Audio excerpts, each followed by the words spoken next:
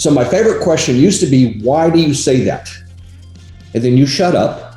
I mean, it's a close. We all learned in sales that when you close someone, you shut up and you let silence do its work, and you listen to their answer. I've read just about every book on negotiation out there, including the Jim Camp books, which are excellent.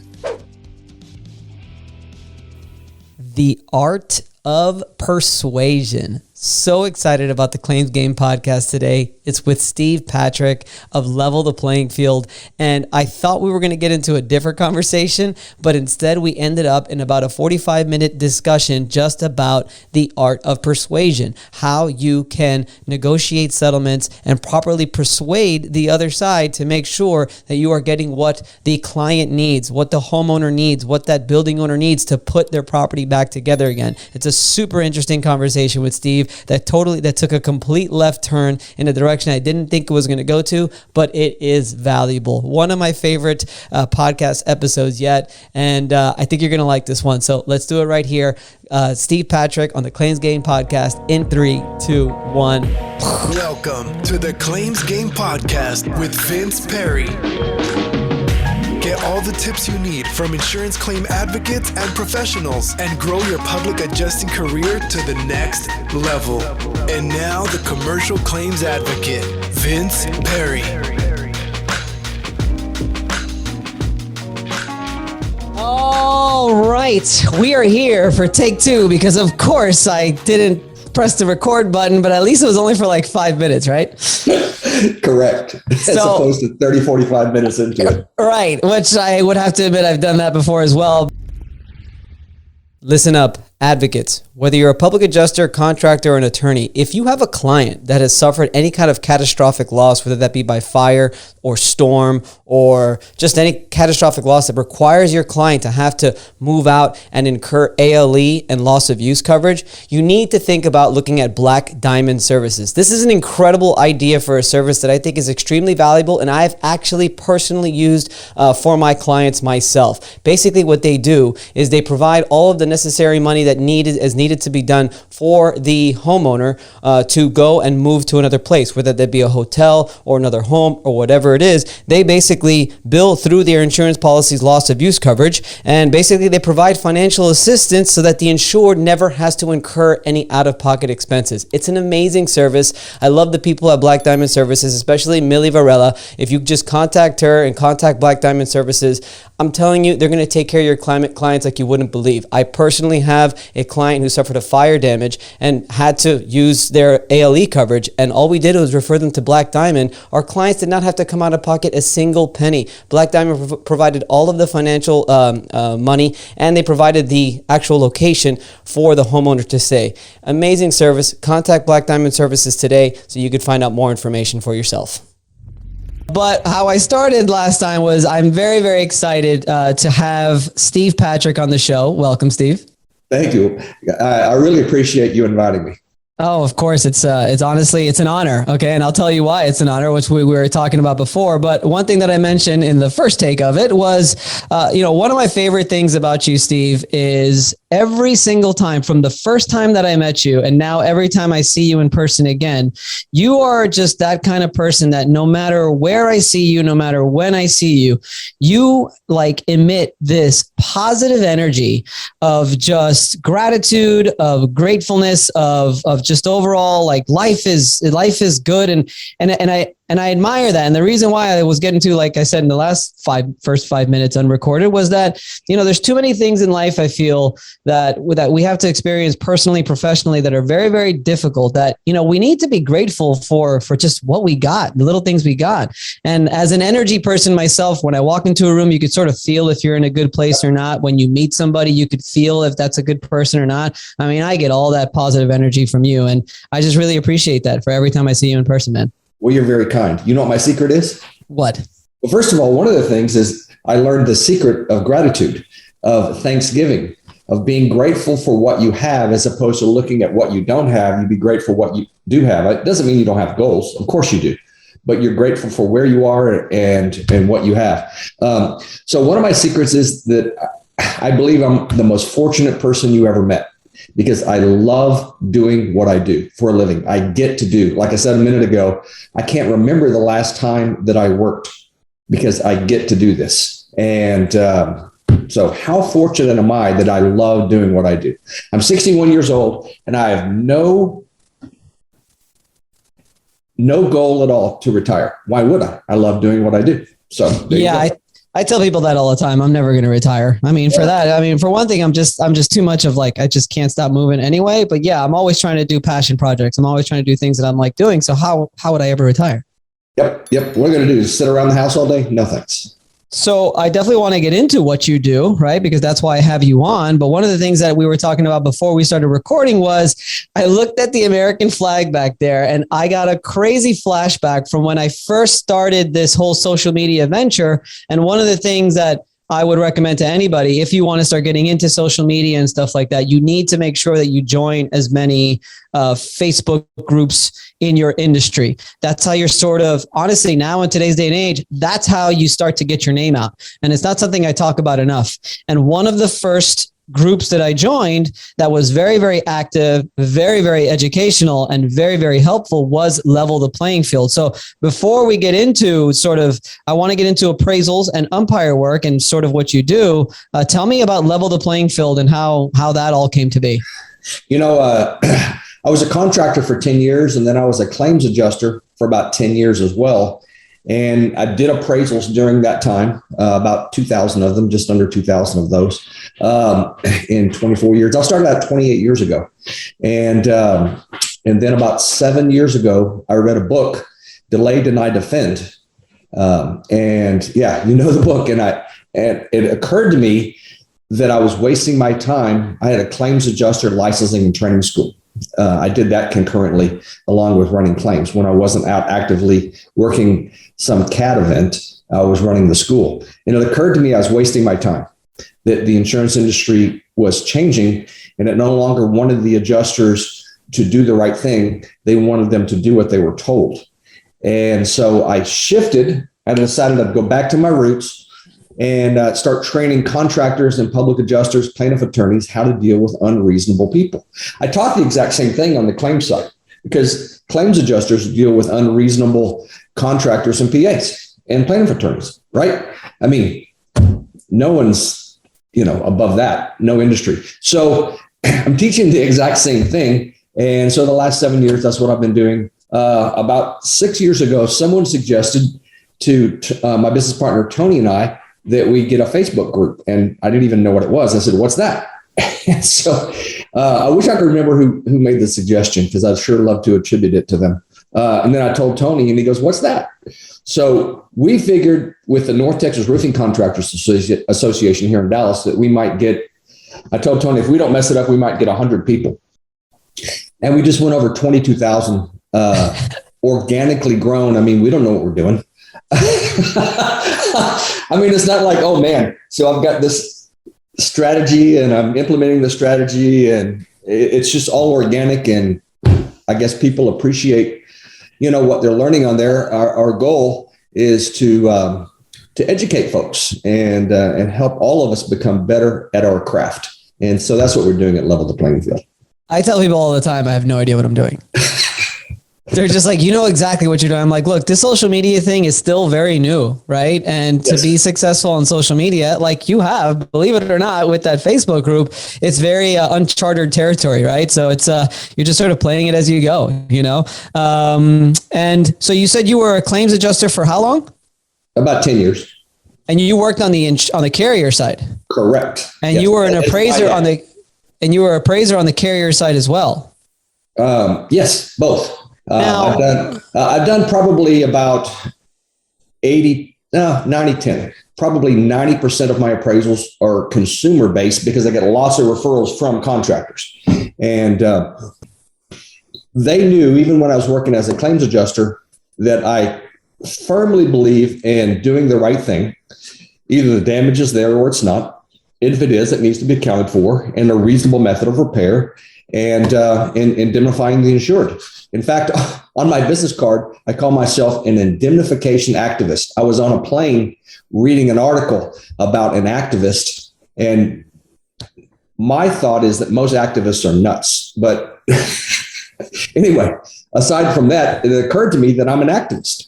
I'm an indemnification activist. And so that's what I put on my card. And so I've always believed that the insured should be indemnified. Of course they should. And that's becoming increasingly difficult in today's claims environment. Well, tell me about that. Tell me why. What are some of the things? What are some of the tactics that you use to make sure that the insured is properly indemnified? Let's get into that. I think that could be very actually valuable. Our goal here is to make sure that we're providing as much valuable in as short amount of time with this podcast. So what do you say as someone who is so much of an activist? I call myself an advocate. I mean, it's basically the same thing that we're trying to say. But what are some of the tips that you like to make sure that you use? And I know this is a broad question because every claim is different, but what are some of the things that come to mind that you think are very, very important to make sure that upon filing that claim and upon working that claim that the insured does indeed get indemnified? Well, I could cover documentation, but you do such an excellent job of that there's no need for me to belabor that point. Document the fire out of everything. I mean, just documentation is king. And so aside from that, the art of persuasion. The problem with most people when they're talking with adjusters is they're making a lot of statements versus asking questions. Questions are the second most powerful form of persuasion that exists. It's the art of persuasion. It's not putting on your boxing gloves and going a round or two with the adjuster. It doesn't work. I mean, think about it.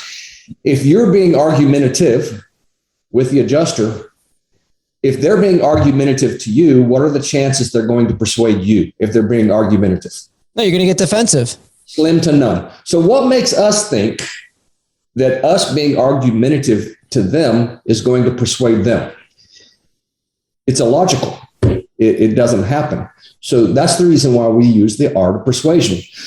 So I started studying sales, and that's all sales is the art of persuasion and negotiation techniques 35 years ago. And I've been studying it ever since. And, I boil it down to, a number of different principles that I teach. And so when dealing with a claims adjuster, same thing when you're dealing with a prospective client, you should be asking lots of questions. In fact, it should be about a 90% to 10% ratio, 90% questions, 10% statements, shouldn't it? If you make a statement, it can be refuted. How can an adjuster refute a question? So we're hardwired when someone asks a question that we do what? Answer it. That we answer it. So we ask questions. And if you question skillfully and listen carefully, their answer tells you what your next question should be. And one of the things that very few people are aware of is the person asking the questions is in control of the conversation because they're steering the conversation with their questions. Most people are unaware of that.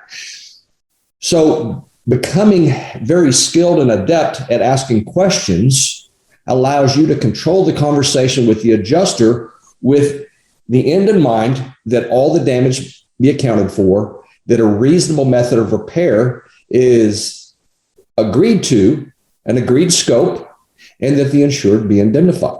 And if what happens is, I'll bet you with most folks out there, it's 10-90. They spend 90% of their time making statements and 10% of the time asking questions. And it's not that difficult to turn a statement into a question, is it? I mean, you can do it with just about any statement, can't you? In fact, I'm doing it right now, aren't I? It just takes practice, doesn't it?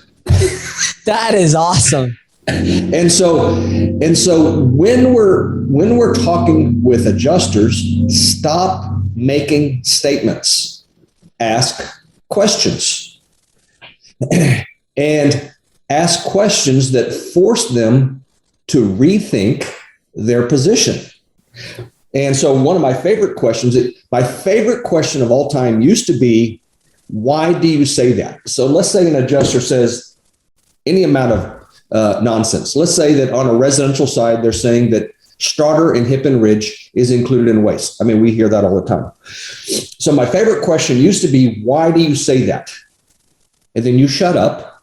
I mean, it's a close. You know, we all learned in sales that when you close someone, you shut up and you let silence do its work, and you listen to their answer. So a couple years ago, I was reading a book by Chris Voss called Never Split the Difference. He's a former lead negotiator with the FBI hostage negotiation team. I mean, if you're in another country and you're taken hostage, his team would come in and get you out. So he wrote this book, Never Split the Difference. You're shaking your head, so I presume you've read it. Oh, I know. I've read it. Yes, I have. I've read it 3 times. It's all highlighted up. I can't wait to go to his live class. It's a week-long class. Anyway. Oh, really? Where's that? What is that? About $10,000. And I know it'll be a tremendous value and I get a good return. Wow. So he has a chapter in there that says, never ask a why question, because people can interpret a why question as being, somewhat confrontational, right? So I changed my question from why do you say that to what makes you say that? See, it's not as confrontational, is it? So when the adjuster says any amount of nonsense, this parapet wall doesn't need to be flashed, whatever they say. Okay. Then you ask the question, what makes you say that? And then you can tag it with, help me understand. Man, it's like these statements, it's not what you say, but how you say it. These statements work like ninja word tricks. Help me understand, and by the way, you actually want to understand their position, because if it's just a tactic, they can tell. But if you seriously are trying to understand where they're coming from, then they can tell that as well. So back in the day, 35 years ago, Stephen Covey wrote a book called The 7 Habits of Highly Effective People. I can't recommend that book highly enough. One of his habits was seek first to understand and then be understood. In fact, Abraham Lincoln used to do this when he was a lawyer, is that he would spend a considerable amount of time trying to understand where the opposing attorney was coming from and understanding their position so that he could dismantle it and make it look like what it is. But he spent a considerable amount of time understanding where they were coming from. So we can do the exact same thing. Seek first to understand and then be understood. It's the same thing in sales.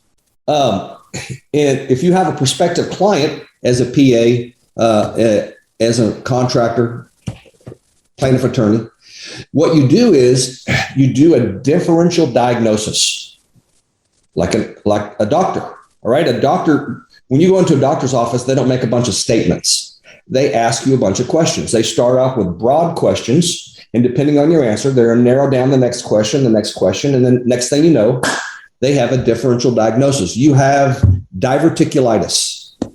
Here's the solution to your problem: A, B, C, D, and E. And because they're the subject matter expert, the authority, you're going to do A through E if you want the solution to your problem. It's the exact same thing in sales. It's the exact same thing in the art of persuasion. And then you use the number one form of persuasion is emotional word pictures. You tell stories. Facts tell, stories sell. And so you tell a brief story. You know what, Tim, the adjuster, Mrs. Jones here reminds me of a client, Mrs. Smith. And then you just tell a real quick 30-second story. And the purpose of the emotional word picture is for the adjuster to make an emotional connection to the story. And it reaches their heart, not their head, but their heart. That's the beauty of emotional word pictures, telling stories, is it circumvents the intellect and goes to the heart. And now you're tugging on their heartstrings, and the chances of them agreeing with you is greatly increased versus making a bunch of statements and being argumentative, which does not work. Wow, that's a lot to swallow there, Steve. That was awesome. Not the direction I thought we were going to go with this podcast, but now I'm even more excited. At what point do you asking the questions and forming everything in a question? I love it and I get it. And at what point do you start telling that emotional word story? Or at what point do you start to make some statements so that you could actually prove your point? Or do you not ever get there? Do you continue to ask questions? And at what point do you have to realize, okay, I'm asking questions to a point where the guy's so annoyed where he's like, stop asking me so many damn questions, Well, if they were to get that and say, well, I'm sincerely wanting to understand your position, where you're coming from. I mean, isn't that what you want me to do, is understand your position, where you're coming from? And then you shut up and hear what they have to say about it, right? And so one of the things that hardly anyone does is trying to understand the adjuster's position and where they're coming from, right? So let's say that you have a claim. It's $1 million commercial property and they're not paying overhead and profit. And you're trying to get overhead and profit paid, and you're asking a bunch of questions. All right, so let's role play real quick. So, Steve, we don't believe overhead and profit is owed. We don't pay for overhead and profit when it's just a roof. We're going to have more trades. We're going to have at least 3 trades in order to include overhead and profit. Okay, what makes you say that? Help me understand. Well, basically, just from our company guidelines and the way we pay our insurance claims, we never include overhead and profit. As a former adjuster, I understand insurance company guidelines, but have you ever considered that your client, Mrs. Jones, never agreed to be bound by your internal policies and procedures? That the policy that you wrote, the contract of indemnification, is what they agreed to. They never agreed to your internal policies and procedures, have they?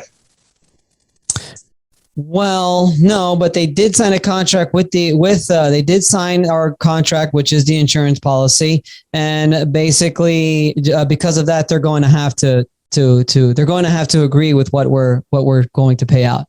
Well, help me understand. Oh, this is good. All right.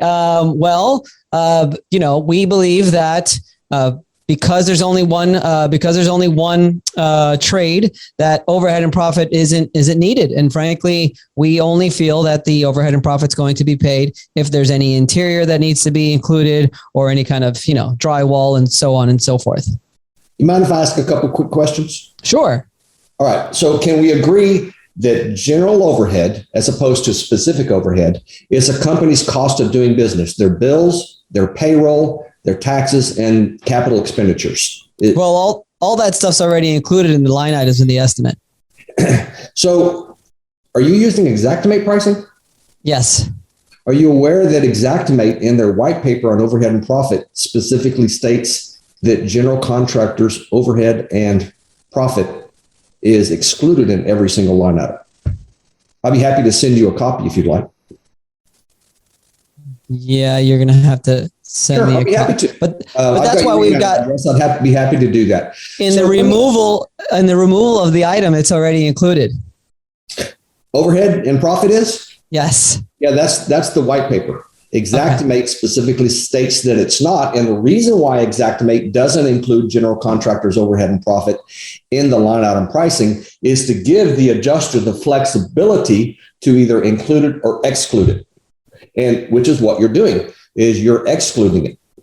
Otherwise, how would there be another place to put 10% and 10% overhead and profit if it was included already in the line item? Good point. I'll pay it. So let me ask you this. So there's 4 more questions you can ask on overhead and profit that will back them in subtly, not being abrasive, back them into a corner and realize that their position is untenable. All right. So here's the 4 questions. Can you tell me, Tim, the adjuster, Vince, the adjuster, let me ask you, can you tell me one company that doesn't pass along their overhead costs built into their price for their products and services? I mean, one company in the entire United States that does not do that. That does not include general overhead when they do a bill back. Their price, their cost of doing business. No, but I'd have to search for one. Okay. Can you tell me one company that doesn't include a profit built into their price so that they're at least sustainable and preferably to grow their company. I mean, one company in the entire United States, can you tell me one? Not a nonprofit, I'm talking about a business. Right. No. Isn't it true that your insurance company that you work for passes along its general overhead costs, the cost of doing business, built into the insurance premium that Mrs. Jones pays, and includes a very healthy profit? Isn't that true? The insurance company that I work for? Yes. Oh, yeah. Of course they do. So let me ask you this. What makes contracting different than every other business in the entire United States that passes along these costs built into their price? What makes contracting any different than them? I don't like them. So it's a personal vendetta then. Yes. You notice that everything that I said was in the form of a question. Yeah. I'm not making any statements they can refute. I'm asking questions to get feedback. And depending on the feedback from the adjuster, then that determines where I go with my next question. And I'm in control of the conversation because I'm the one asking the questions. Did you ever feel like during that transaction you were in control of the conversation? No, I was terrified of how I was going to answer it. On the contrary, I didn't know. But no, to answer your question, no. But also, I was just like, oh boy, here we go. I got to See, it didn't occur to you, though, that this other guy on the other end of the phone or standing in front of you is wrangling control of the conversation from you, because it doesn't occur to people that the person asking the questions is in control of the conversation. In fact, have you ever heard of that before today? The asking the questions? That the person asking the questions is in control. Is in control. Yeah. I mean, I heard it from Chris Voss, but okay. Yeah. Yep. Well, look, I'm the interviewer, right? I'm technically in control of this conversation because I'm the one asking the questions. Same thing. Is that true? Oh boy. By the way, if you guys have not read Chris Voss's book on negotiation called Never Split the Difference, I cannot recommend it highly enough. I've read just about every book on negotiation out there, including the Jim Camp books, which are excellent, but they pale in comparison to Never Split the Difference. It is phenomenal. In fact, you can look up Chris Voss, VOSS, on YouTube, and you can watch a bunch of his teaching on these techniques. They are phenomenal and they work. Yeah, I mean, the guy was a freaking hostage negotiator, man. I mean, he went through some intense negotiations where he had to get people down from wanting millions or billions of dollars to zero. By the way, it's really quite impressive. It's really interesting. If you've read the book, or when you do, you'll notice that Chris tells a story and then teaches a principle. Tells a story, teaches a principle, just like in the book, How to Win Friends and Influence People, or Zig Ziglar's book on sales. They do the exact same thing. Tell a story, teach a principle. Storytelling is the number one form of persuasion. I mentioned this a moment ago, that exists. Emotional word pictures. And Chris uses emotional word pictures by telling the story. I mean, riveting stories, exciting stories about how he's been able to get hostages out of a situation using these techniques, and then he would teach the principle. Brilliant, isn't it? It's the number one form of persuasion that exists, emotional word pictures, because you're making a connection with the listener. That's the reason why it works so well. It literally circumvents the intellect and goes straight to their heart. Now, you said you've been studying the art of persuasion for 35 years. Correct. But Chris Voss's book has only been out for about 10 or so.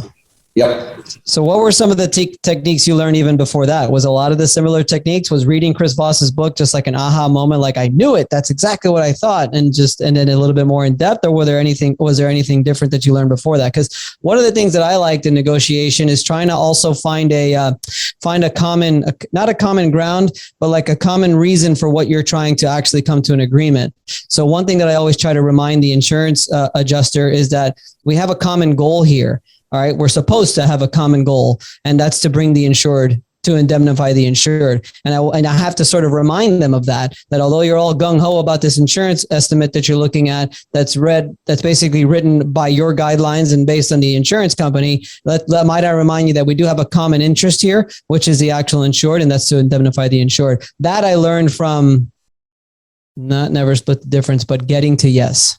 Yep. I like getting to yes, but getting to no is more powerful. Tell me about no. That was going to be actually, I forgot that was going to be, I want you to explain that. Why does Chris Voss say that you would prefer to hear no than to hear yes? Like he literally says, no, you don't want to hear yes. You want to hear no. Please explain. Correct. Because if you ask yes questions, it sounds like you're trying to manipulate the conversation and the listener into you're strong arming them into a yes. I heard years ago, the vacuum cleaning sales approach at your front door is that they would ask broad yes questions, a yes, yes, yes, yes, yes, yes, and 20 yeses turn into one big yes, and you buy the vacuum cleaner. And the people feel manipulated. And so if you ask no questions, they don't feel manipulated. They don't feel like you're trying to strong arm them, because they feel like they're in control of the conversation because they're saying no. For example, if I call you up, Vince, and I say, did I call you at a good time? And yes. Your answer would be yes. I don't ask that question. I say, did I call you at a bad time? Oh. Do you see how it's the same thing? Basically, I'm asking if you're available, but instead of asking a yes question, it's a no answer. And you say, no, you didn't kiss me at a bad time. I mean, something as simple as that. No one ever picks up on it, right? In fact, here's a book that I just read. Go for no. About getting no's. Read this book here. That book is so you can see it. For those listening, it's called Go for No. I can't recommend it highly enough. I mean, I just read this just yesterday, over the last 2 days. I don't have all day to read books. And what did you learn? What did you learn from Go for No? That to get to a yes, you have to go through a bunch of no's. And so one of the techniques that I use to, like, let's say, get a contract signed when you're trying to explain the insurance claims process to a potential client, a potential insured, and they don't want to use a public adjuster because why am I going to pay you a percentage and blah, blah, blah, blah, blah. One of the things that I like to tell them, well, are you aware that there are a specific amount of duties after a loss and post-loss obligations that you have to abide by before presenting a claim to the insurance company? Oh, no. Are you aware that there are certain time limits that the insurance company have to abide by in order to pay your claim? No. And then I keep going with that. And then it's eventually like, well, this is what we do. This is what we know how to do. And this is why, we'd be very beneficial in representing you. Excellent. That's exactly it. You notice that you're asking the entire interaction, you're asking questions. Right. And that's the reason why it works. In fact, if you're aware of a story where someone didn't fulfill their post-loss obligations, then you can throw that story in. Let me tell you, this reminds me of a client of mine, Mrs. Smith. She didn't fulfill her post-loss obligations. The insurance company denied her claim as a result of it. She filed a lawsuit for bad faith and for breach of contract, and she lost because she had breached the contract first by failing. Can you imagine how she must have felt when she realized she lost her entire claim because she didn't fulfill these obligations she didn't even know she had? Now, see, I'm asking questions when I'm recounting the story, and I'm helping the listener have a heart connection to Mrs. Smith and what occurred to her. And they go, well, I don't want that to happen to me. And so you use the two forms of persuasion, asking questions and telling an emotional word picture. By the way, this reminds me of a client of mine, Mrs. Smith. Let me tell you her story, and then you tell the story. Interesting. Yeah. I mean, I always tell any public adjuster, You're always trying to sort of craft a story. And I always tell people, I'm not trying, not a make-believe story, a real life story of who's living in this house, the situation that they're dealing with, who is sick in the house, who's unable to move around the house. And I try to humanize it to the insurance adjuster so that it's not just a claim number that they're looking at, but an actual human being that they need to indemnify to make sure that they're able to continue on their normal life.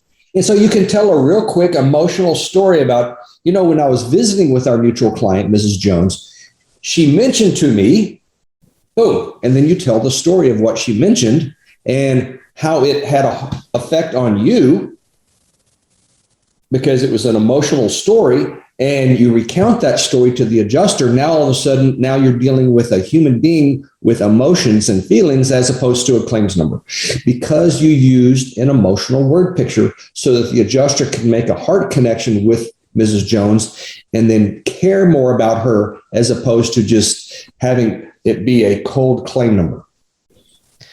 Whew. So what are you doing now, Steve, to take these skills that you have learned in the art of persuasion to help others and teach them as well? Well, this is good stuff. Every place that I'm asked to go and speak, I teach on these things. And also I do a lot of private training with different companies.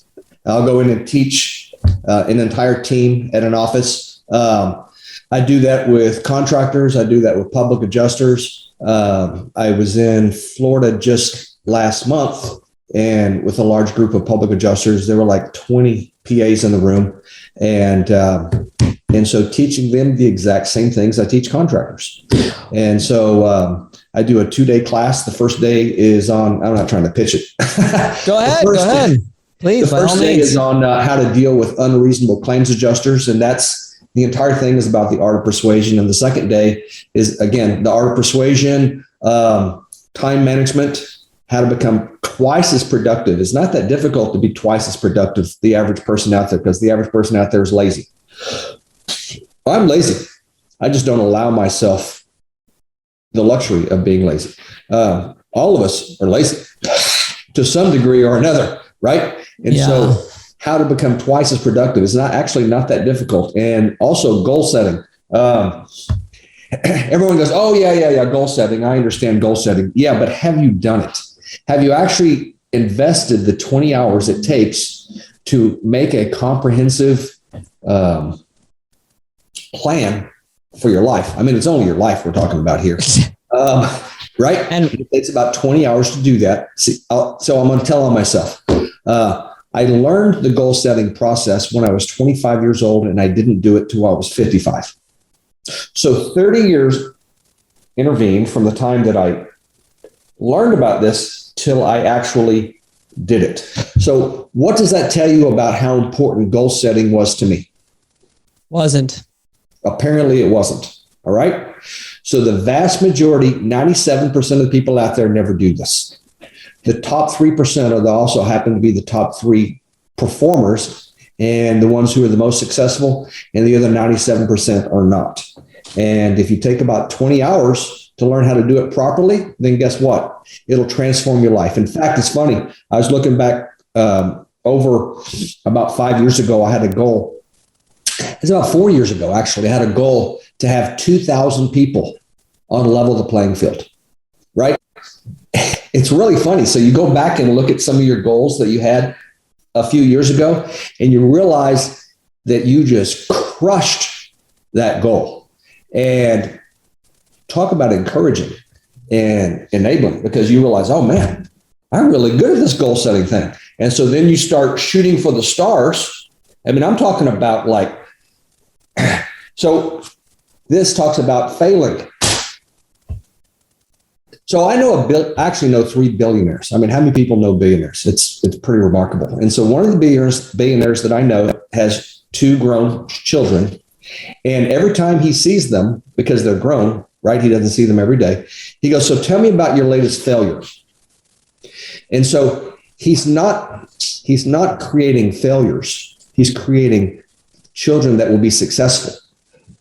So you want to fail often, and you want to fail big. because you learn from your failures and you're moving forward. The only person who doesn't fail is the one who doesn't try things. And that's what he's encouraging his children to do, is to try new innovative things and fail big and fail often. In fact, fail exponentially. So not only that you're failing, but everyone around you is failing forward. You're failing forward. And so Thomas Edison, they asked him, what does it feel like to fail thousands of times trying to create the light bulb that would stay on, for a long period of time? And he looked at him curiously and he goes, well, I didn't see it as failing. I just figured out a couple thousand ways it wouldn't work.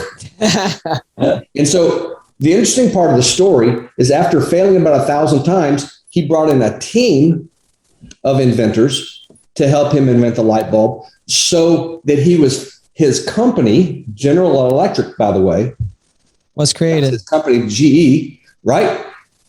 Failed exponentially. So now, instead of just him finding hundreds and maybe 1,000 ways it wouldn't work, he had an entire team working on it. And guess what we have as a result of Thomas Edison? Electricity. Lights in the house and electricity, right? And so, yeah.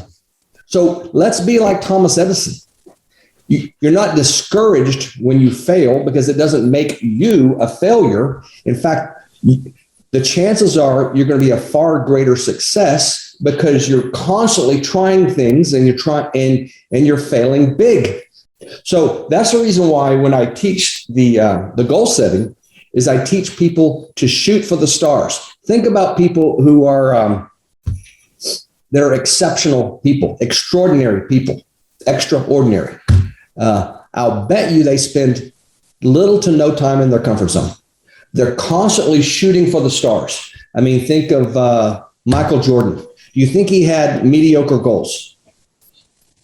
Of course not. Do you think he had goals that were, attainable? No, he had goals that were stratospheric, that pushed him to be the very best. And so guess what? He's a legend now, isn't he? They call it a BHAG, a big, hairy, audacious goal. What is your BHAG, Steve Patrick?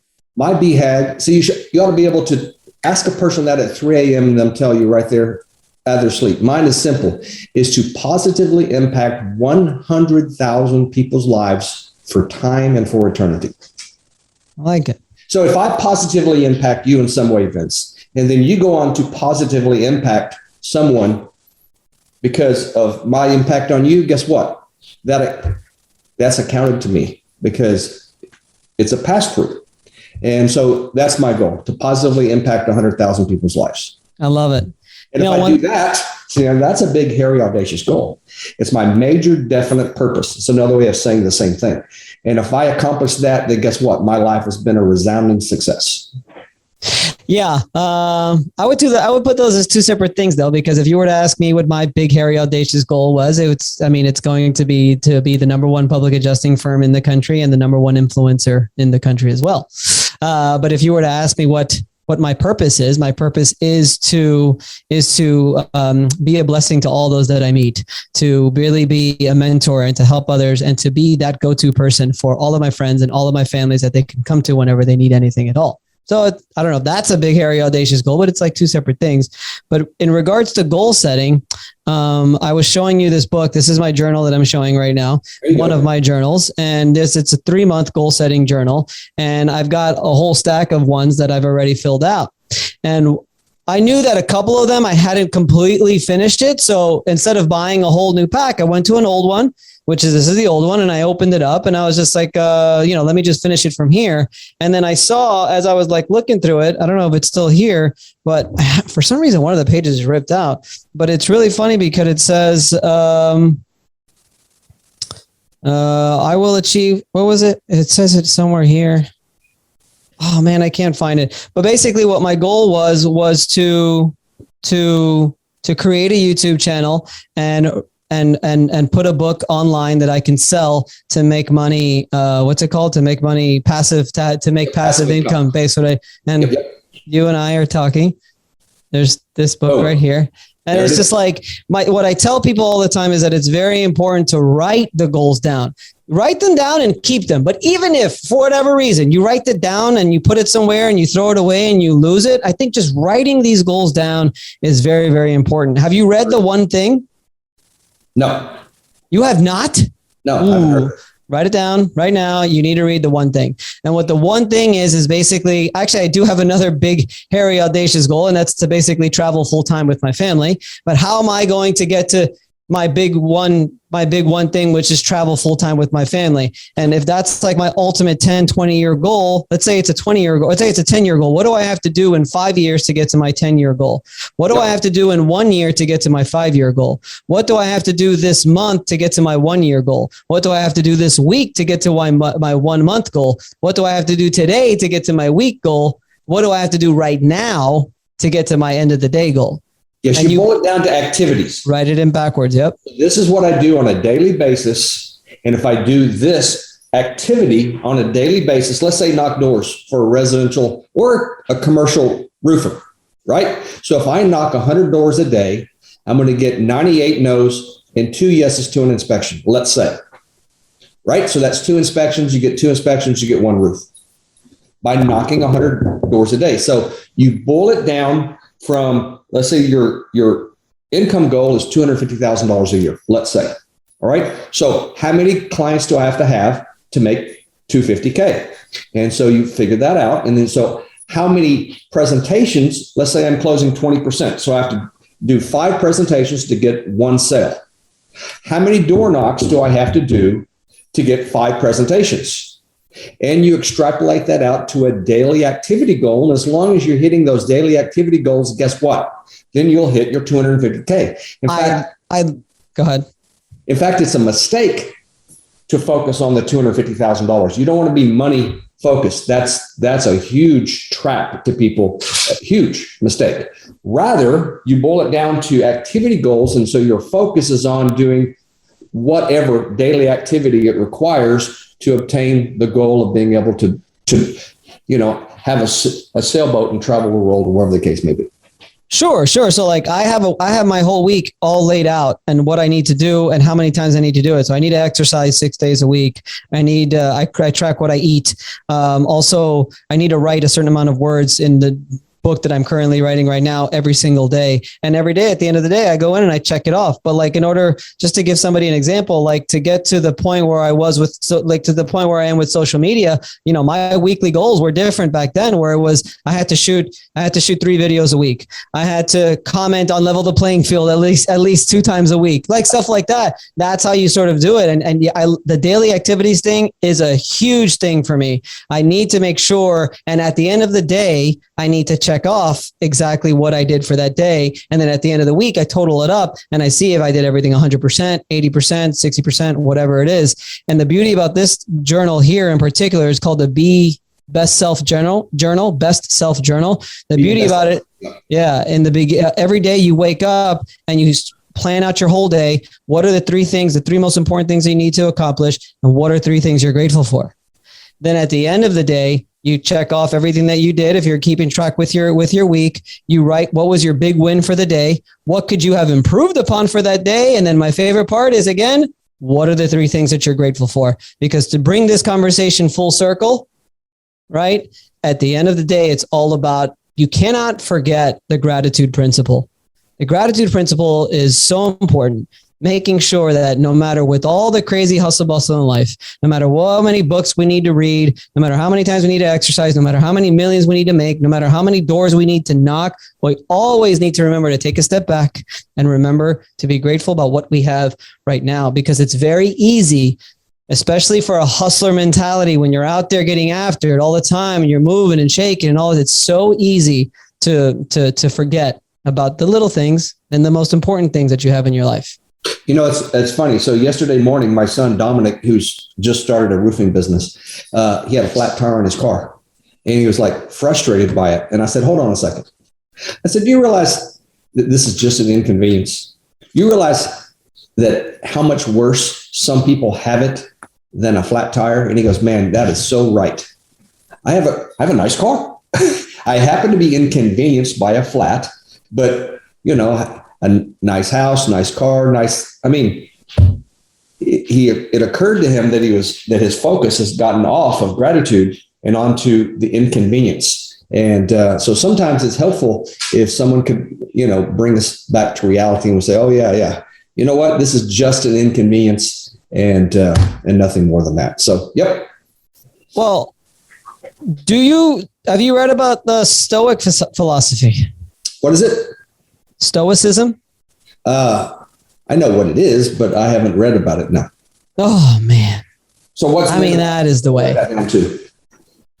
Well, it's just Stoicism. If you ever want to read probably one of the most amazing books ever written, here and there, it's almost like it's not even like a story or anything. It's just like he just wrote all these passages, and they're just amazing things about life and the way to live life. And one of the most important things when it comes to Stoicism is courage, wisdom. And there's two more pillars that I can't remember off the top of my head. But basically what Stoicism is all about is you are in control of all of your thoughts. You are in control of all of your emotions. So if somebody says something offensive to you, how you react to that person saying it is in your control. It's your choice whether you want to get mad about it or whether you want to be happy about it or whatever it is. So, one thing for me is when bad things happen, yes, remember to be grateful. But I'm also the kind of person where when amazing things happen, it's like, okay, cool. We keep going. Consider that you shouldn't even name it bad or good. How about things happen to you? You've heard the story about the father who his son found a horse, and he goes, and the neighbor says, well, how fortunate it is that you found a horse. And he goes, well, I don't know if it's good or bad. And then the son fell off the horse and broke his leg. And then the neighbor says, well, how unfortunate it was. This is bad that he fell off and broke his leg. He goes, I don't know if it's good or if it's bad. And then the army comes and wants to, conscript his son to go fight in a war, but he has a broken leg. And so they're not able to take him to war. And the neighbor says, well, wow, how good it is that your son doesn't have to go to war. And the father says, well, I don't know if it's good or if it's bad. And the story goes on and on, back and forth like that. And the point of the story is that maybe we shouldn't be real busy worrying. This set of circumstances is good and this set of circumstances is bad. It just is. And so where do we go from here? It's like when someone says, you make me so mad. How can someone make you mad? Exactly. Choice is one of the things I teach about. Choice is one of the most wonderful gifts that the Lord has given us. We can choose to react or respond. That's it. I can react to a person or a given set of circumstances, or I can respond. Those two it's like medication. So if you're having a reaction to medication, that's maybe not the best thing, versus you're responding to the medication. So, yep. Woo. Well, Steve, we are going to have to postpone the rest of this conversation for another day. About the appraisal. Oh my God. Appraisal. We hadn't even talked about it. We'll do a second one on appraisal. For those people still listening, the goal of this conversation was to be about appraisals at Umpire, and that took a total left turn. But that was awesome. Just the fact that you educated us about negotiation and the art of persuasion. I think this is going to be a very successful podcast episode that people are going to get a lot out of. So, Steve, before we let you go, is there anything that you'd like to add? And please let the audience know where they can find you and how they can get in contact with you. Yeah. So here's 2 free takeaways. If you're not already a member of Level the Playing Field, it's our Facebook group. You can join for free. If you would text the word forum, FORUM, text the word forum to the following phone number, 214-496-5182. You can join our Facebook group for free. If you don't have which is called Level the Playing Field. Steve, repeat that for me because we had a little glitch there. So I everything was good when I asked you the question, last thing that you want to add and how people can find you. You bet. So our Facebook group, Level the Playing Field. You can text the word forum, FORUM, to the following phone number. Just like if you're texting someone. The number is 214-496-5182. Again, text the word forum, FORUM, to 214-496-5182 to join our Facebook group. You can text the word ebook to that same phone number and download my book, Level the Playing Field. No dash, no hyphen, just EBOOK to that same phone number, and you can download my book, Level the Playing Field, for free as well. So there's 2 free takeaways for you guys. You're going to have to repeat it again. I don't know what happened. I'm sorry, Steve. Yeah, so the phone number is 214-496-5182, and text the word forum, FORUM, to join the Facebook group, and text the word ebook, no dash or hyphen, just EBOOK, to download my book, Level the Playing Field, from that same phone number.